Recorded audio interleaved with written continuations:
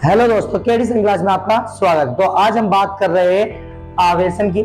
हमारी फिजिक्स में क्या चल रहा था, हमने आवेश का क्वांटीकरण पढ़ लिया था। क्वांटीकरण से हमें ये पता चल गया था, जब हम दो वस्तु आपस में रगड़ रहे थे तो एक वस्तु से दूसरी वस्तु में जो इलेक्ट्रॉन जा रहे थे वो कितने जा रहे थे, जिसका हमने फॉर्मूला भी ड्राइव करा था, Q equal two plus minus के N।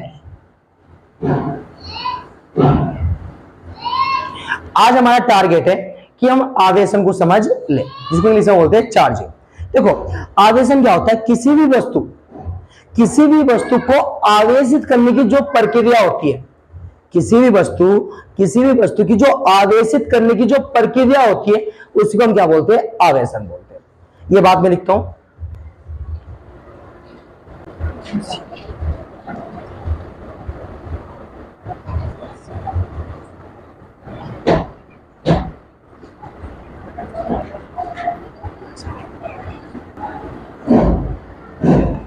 तो देखो, किसी वस्तु को आवेशित करने की जो प्रक्रिया हो रही है, जो प्रोसेस हो रहा है, उसको आप क्या बोलते हो, आवेशन बोलते हो।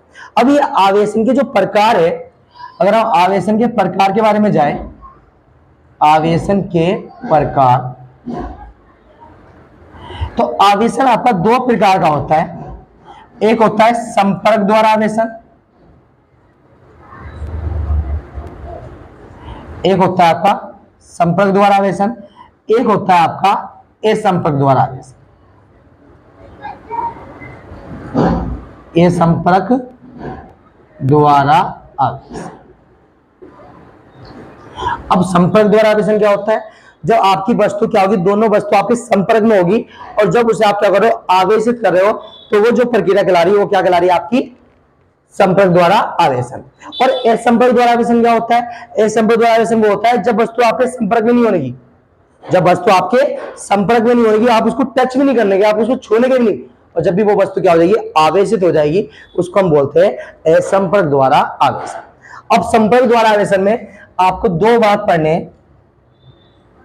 एक पढ़ना है नंबर फर्स्ट, घर्षण द्वारा आवेशन, फ्रिक्शन बाय चार्ज आवेशन,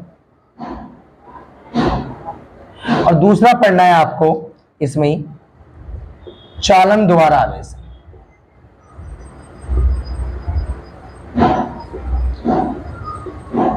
और जो असंपर्क द्वारा आवेशन है, इसमें सिर्फ आपको एक ही पढ़ना है, जो आपका खाली एक ही होगा, प्रेरण द्वारा आवेशन। सही। तो आज हम बात करेंगे घर्षण द्वारा आवेशन, जिसमें वस्तु हमारी क्या होगी, संपर्क में रहेगी और हम वस्तु क्या करेंगे। हाँ दोस्तों, अब बात करते हैं घर्षण द्वारा आवेशन। देखो, घर्षण द्वारा आवेशन को समझना बहुत ही आसान है। अब कैसे आसान है, समझो। अब घर्षण द्वारा आवेशन के, अगर आपने लास्ट वीडियो देखी हो तो मैंने आपको आवेश पढ़ा रखा था, जिसमें आपको मैंने कई प्रकार के एग्जाम्पल दिए थे। जैसे कि मान लो आपको देखो ये दिखाई दे रहा है, ये क्या है, आपके पास एक गुब्बारा है जिसे आप अपने बालों से क्या कर रहे हो, रेविड कर रहे हो। तो देखो, जब गुब्बारे को आप किसी और पार्टिकल के पैर से लेकर जा रहे हो तो वो क्या कर रहा है, चिपका रहा है। अब यहां देखो, घर्षण द्वारा आवेशन को समझे तो घर्षण द्वारा आवेशन में क्या होता है, एक वस्तु को दूसरे वस्तु के साथ क्या करता है, रगड़ा जाता है। मतलब आपके पास क्या होती है, एक वस्तु होती है और एक दूसरी वस्तु होती है,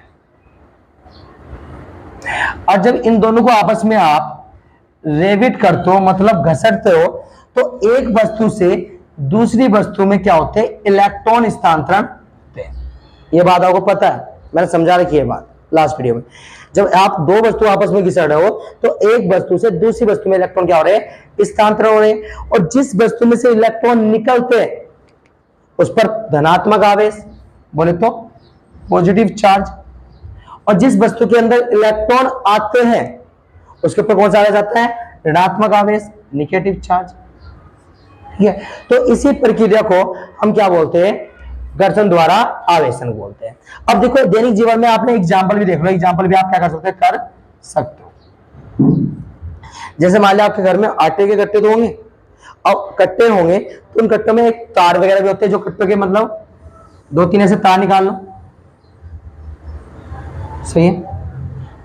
अब उन कट्टों को आप हाथ से क्या करो, अपने रेविट करो, अपने हाथ से क्या करो, रेविट करो।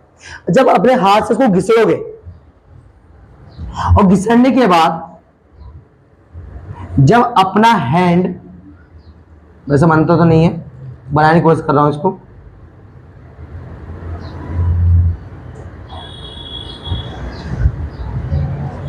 जब अपना हैंड इसके पास लेके जाओगे तो ये तागे आपके हाथ की ओर चिपकते हुए दिखाई देंगे। और आपस में अगर इन तागों को देखोगे तो ये तागे एक दूसरे से दूर भागते हुए दिखाई देंगे। ये प्रैक्टिकल आप घर पे भी कर सकते हो। अब ऐसा हुआ कैसे, सुनो। जब आप अपने तागे को अपने हाथ से क्या करते, घिसड़ रहे थे, तो हमें पता है जब हम दो वस्तु आपस में क्या कर रहे हैं, घिसड़ रहे, तो एक वस्तु से दूसरी वस्तु में इलेक्ट्रॉन क्या होते हैं, स्थानांतरण होते हैं। तो आपके इन तागों में से इलेक्ट्रॉन आपके इसमें जा रहा है, हाथ में जा रहा है, तो इन तागों में क्या होगा, पॉजिटिव चार्ज आ रहा होगा।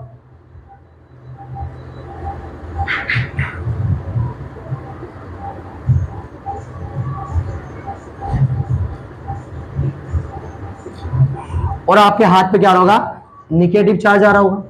और आपको इतना ही पता है कि जब प्लस प्लस होते हैं, जो प्लस प्लस चार्ज होते हैं वो क्या करते हैं, एक दूसरे को प्रतिकर्षण करते हैं, और जो प्लस और माइनस होते हैं वो क्या होते हैं, आकर्षण करते हैं। तो आपके हाथ में कौन सा है, ऋणात्मक आवेश।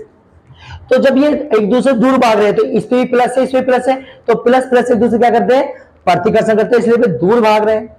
और जब अपना हाथ इनके पास लेके जा रहे हैं, तो अपने आपके हाथ में कौन सा है, ऋणात्मक आवेश। तो प्लस और माइनस क्या करते हैं, आकर्षण करते हैं, जिससे आपके तागे आपके हाथ क्या हो रहे हैं, आपके हाथ पे क्या हो रहे हैं, चिपकते दिखाई दे रहे हैं। तो इसी को हम क्या बोलते हैं, घर्षण द्वारा आवेशन। इस बात को मैं लिखता हूं, फिर बात करते हैं। हाँ दोस्तों, मैंने इसकी थोड़ी सेक्शन लिख दी है। देखो क्या कह रहे हैं, घर्षण द्वारा आवेशन में एक वस्तु को दूसरी वस्तु के साथ रगड़ा जाता है। आप एक वस्तु को दूसरी वस्तु के साथ क्या कर रहे हो, रगड़ रहे हो, तो एक वस्तु से दूसरी वस्तु में इलेक्ट्रॉन क्या होते हैं, स्थानांतरित होते हैं। जिस वस्तु में इलेक्ट्रॉन की कमी होती है, मतलब जिस वस्तु में से इलेक्ट्रॉन निकल रहे हैं, उस पर धनात्मक आवेश, और जिस वस्तु में इलेक्ट्रॉन क्या होती है, वृद्धि होती है, मतलब इलेक्ट्रॉन आ रहे हैं, उस पर ऋणात्मक आवेश होता है। इस प्रक्रिया को घर्षण द्वारा आवेशन कहते हैं। अब हम बात करेंगे चालन द्वारा आवेशन, ठीक है। वो चालन द्वारा भी आवेशन क्या होगा आपका, संपर्क द्वारा आवेशन ही होने। हाँ दोस्तों, अब हम बात कर रहे हैं चालन द्वारा आवेशन। देखो चालन द्वारा आवेशन को समझना बहुत ही आसान है, परंतु सिंपल सी बात करें, आप एक क्या करें, एक थोड़ा एग्जाम्पल समझे जिसमें मैं आपको पढ़ा रहा हूं, बस उसी एग्जाम्पल से आपको चालन द्वारा आवेशन क्या हो जाए, समझ आ जाएगा। देखो आपके पास क्या है, आपके पास एक पानी की टंकी है। इस पानी की टंकी में पानी भरा हुआ है, और इस पानी की टंकी का जो लेवल है वो क्या है, हाई है, ठीक है ना, इसका लेवल उच्च है, सही है, बोले तो स्तर। एक और पानी टंकी है जो इसकी छोटी हाइट पर लगी है, जिसका लेवल क्या है, लो है, मतलब इसका स्तर क्या है, कम है। अब इसमें थोड़ा पानी है या पानी नहीं, ना के समान समझोगे, इसमें पानी थोड़ा सा है, ज्यादा नहीं है। अब इसको आप एक पाइप से क्या कर रहे हो, कनेक्ट कर रहे हो, तो आप क्या देखते हो कि जो ये पानी है वो पानी इस वाली टंकी से इस वाली टंकी में प्रवाह करने लग जाता है। अब मैं तुमसे पूछूं, ये पानी ऑटोमेटिक किस कारण जा रहा है, तो तुम कहोगे कि यहां लेवल का क्या है, अंतर है, स्तर का अंतर है।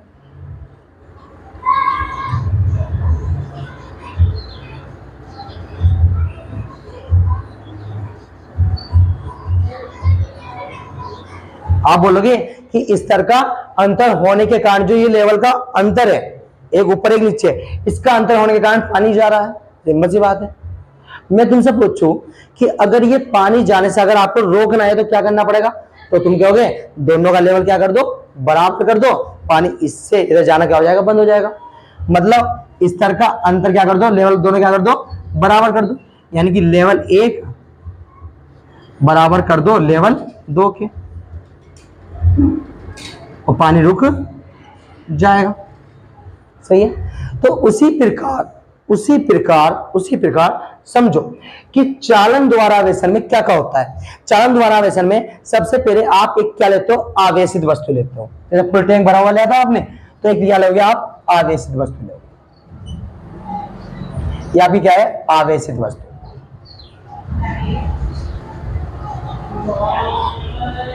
वस्तु मान लो इसमें कौन सा चार्ज है, पॉजिटिव चार्ज है।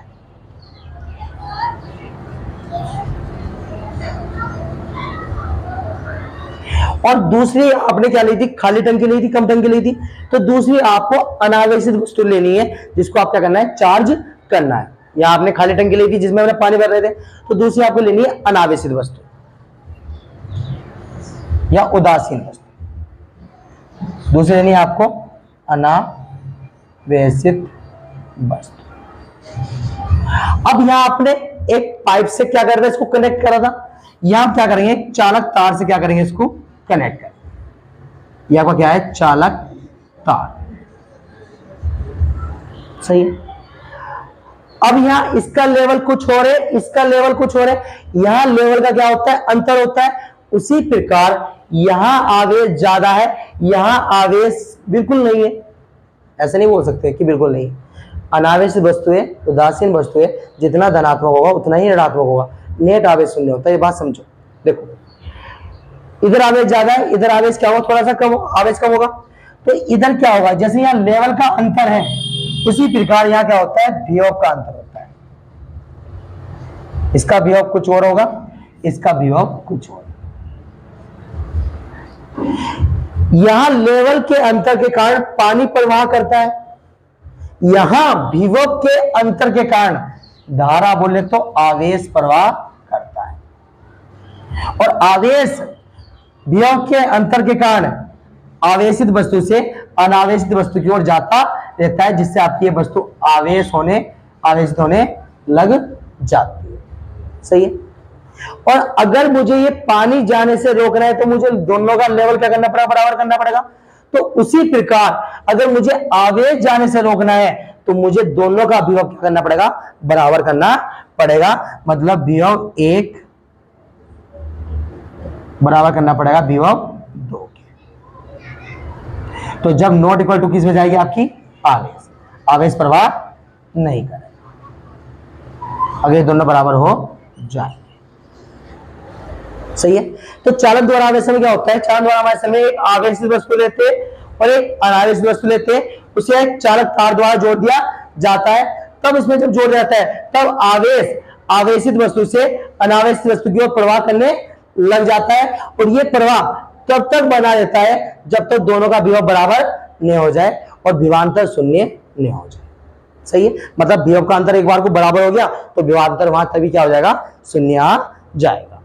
अब ये प्रैक्टिकल अगर आप देखो तो आप घर में भी देखते हो। देखो आपने क्या करा होगा, चार्जर लिया होगा और आपने क्या लिया होगा, मोबाइल लिया होगा। तो मोबाइल जब आप डाउन कर देते हो तो मोबाइल डाउन करने से आपका विभव, उसको मोबाइल का जो विभव होता है, जो मोबाइल की बैटरी का जो विभव होता है वो क्या होता है, कम हो जाता है, जिससे आप उसको क्या करते हो, आवेशित करते हो। तो आप चार्जर लेते हो और वो चालक तार जो आपका वायर होती है, तो उस चालक तार को आप अपने मोबाइल में क्या करते हो, लगा देते हो। तो चार्जर से आवेश आपके मोबाइल में जाता रहता है। और ये प्रवाह तब तक बना होता है जब तक आपका मोबाइल का विभव इक्वल नहीं हो जाए, किसके, चार्जर के। जैसे मोबाइल आपका 100% हो जाता है तो सिंपल सी बात है, वही आवेश का प्रवाह क्या हो जाता है, रुक जाएगा। अब आपका मोबाइल 101% नहीं होने वाला, क्योंकि कहने का मतलब क्या है कि मोबाइल का जो विभव है और जो चार्जर का जो विभव है वो दोनों क्या हो गए, बराबर हो गए, जिससे अब आवेश और ज्यादा नहीं आ सकता। ये बहुत मतलब ऐसे आपको बहुत ज्यादा एग्जांपल देखने को मिल सकते हैं। देखो अब इसकी मैं थ्योरी सेक्शन लिखता हूं। हाँ दोस्तों, अब इसकी थ्योरी सेक्शन लिख दी। देखो, चालन द्वारा आवेश में एक आवेशित वस्तु को एक अनावेशित वस्तु के साथ चालक तार द्वारा जोड़ा जाता है। अब जो आवेश है वो आवेशित वस्तु से अनावेशित वस्तु को क्या होता है, स्थानांतरित होता है। और ये आवेश का प्रवाह तब तक बना होता है जब तक दोनों का विभव बराबर वे विभवांतर शून्य नहीं हो जाए। आई होप आपको क्लियर हो गया हो। अब हम बात करेंगे प्रेरण द्वारा आवेशन में, जिसमें हम वस्तु को टच भी नहीं करने के और आपकी वस्तु क्या हो जाएगी, आवेशित हो जाएगी। परंतु उसके लिए आपको कुछ स्टेप बाय स्टेप करने पड़ेंगे, वो हम लास्ट वीडियो में देखेंगे। अब मिलते हैं हम प्रेरण द्वारा आवेशन। हाँ दोस्तों, अब हम बात कर रहे हैं प्रेरण द्वारा आवेशन में। देखो प्रेरण द्वारा आवेशन में क्या होता है, प्रेरण द्वारा आवेशन में हम स्टेप बाय स्टेप क्या करते हैं, काम करते हैं। देखो सुनो, सबसे पहले आपको क्या करना है, एक उदासीन गोला लेना है। ये हो गया आपका उदासीन गोले। अब इस उदासीन गोले को आपको पृथ्वी की तरफ से क्या करना है, बचाना है। तो उसको बचाने के लिए आप उसको किस पे रखोगे, कुछ चालक स्टैंड पर रखोगे।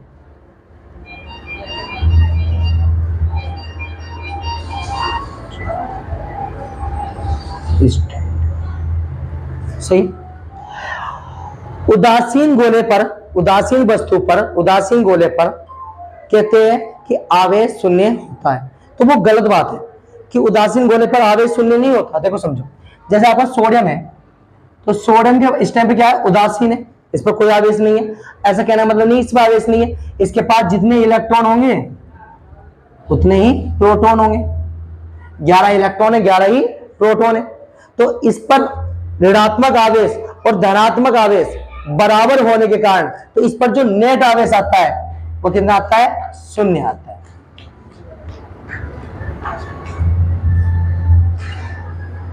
तो कोई ऐसा नहीं कहना कि हाँ उदासीन वस्तु पर कोई आवेश नहीं होता। उदासीन वस्तु पर आवेश होता है। उदासीन वस्तु पर जितना ऋणात्मक होता है उतना ही धनात्मक होता है, परंतु ऋणात्मक धनात्मक बराबर होने के कारण उस पर नेट आवेश शून्य होता है। ये बात समझो, उदासीन वस्तु पर नेट आवेश शून्य होता है, आवेश शून्य नहीं होता। जब उनका सम करोगे तो वो जीरो निकल के आ जाएगा। ये बात आपको समझ रही है। तो ऐसी उदासीन गोले की बात करें तो जितना इसमें धनात्मक आवेश होगा उतने इसके पास क्या होगा, ऋणात्मक आवेश होगा। सही है ना। अब इस उदासीन गोले के पास आप क्या लेकर जाओगे, एक आवेशित वस्तु लेके जाओगे। ये आपका स्टेप फर्स्ट था। अब स्टेप 2 में आप इस उदासीन गोले के पास एक आवेशित वस्तु लेके जाओगे।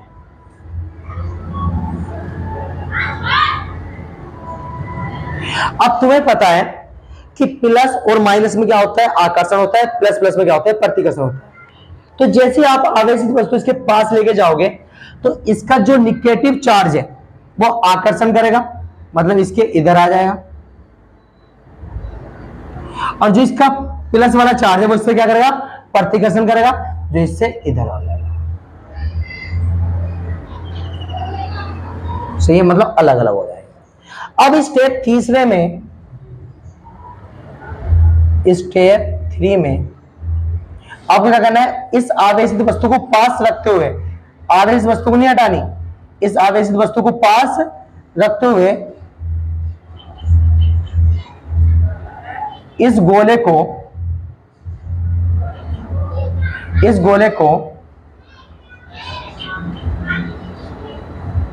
आपको भू संपर्क करना है। भू संपर्क का मतलब यह है कि इस गोले से एक तार लोगे, एक गोले में तार बांध दोगे, एक दूसरा तार धरती के अंदर गाड़ दोगे, तो मतलब वो क्या हो जाएगा, भू संपर्क हो जाएगा, मतलब पृथ्वी से क्या हो जाएगा, कनेक्ट हो जाएगा। सही है।